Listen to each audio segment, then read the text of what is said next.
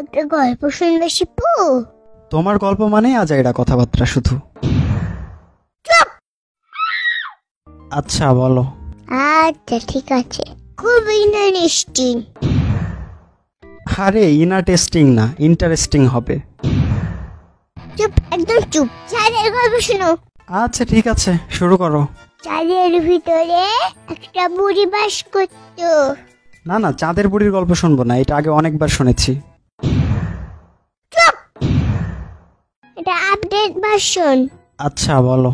চাঁদের ওই বুড়ি একটা ছাগলের খামার ছিল।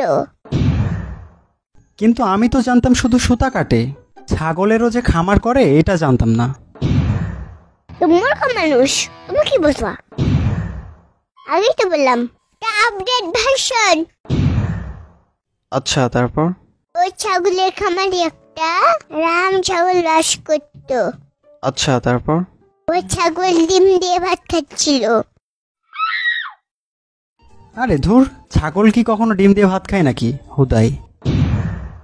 পুরো না চিল্লাও কেন? আচ্ছা ঠিক আছে, কন্টিনিউ। ডিম দিয়ে ভাত খেতে খেতে একদিন চাঁদ থেকে পা পিছলে পড়ে গেল। এমা, তারপর?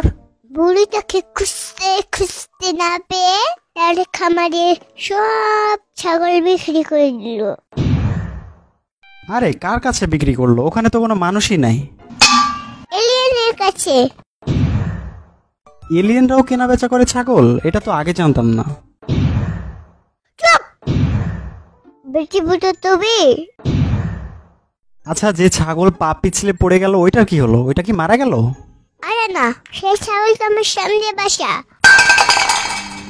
আরে ধুর, আলতু ফালতু গল্প সব।